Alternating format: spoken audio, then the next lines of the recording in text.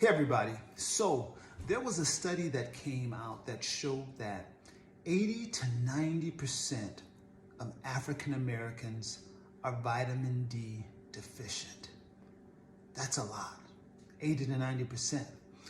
And the reason that it's so high for African Americans is that vitamin D primarily comes from the sun.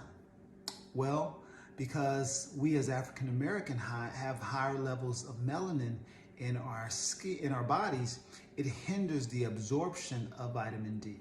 So as a result, most of us are vitamin D deficient.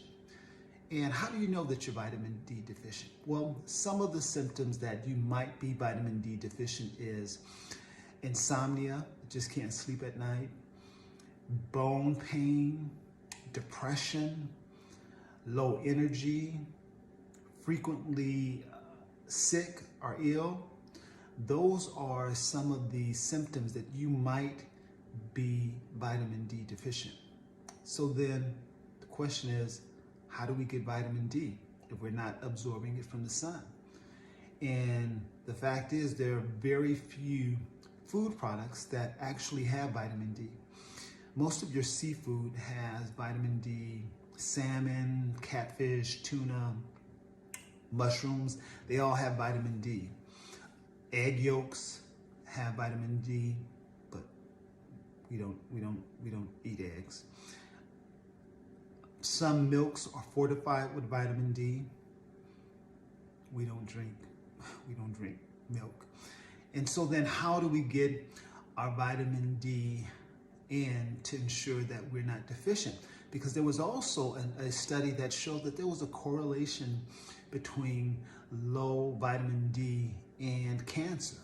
And so it's important that we do get our vitamin D, but if we're not getting it from the foods that I just mentioned or the sun, then how do we get it?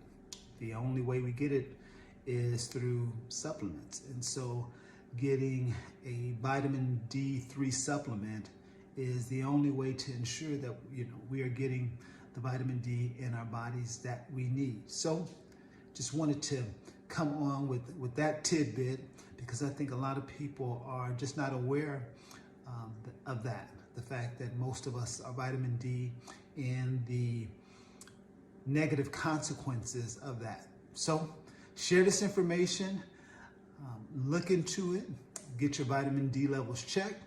If they're low, make sure that you are taking yourself a good vitamin D3 supplement. All right?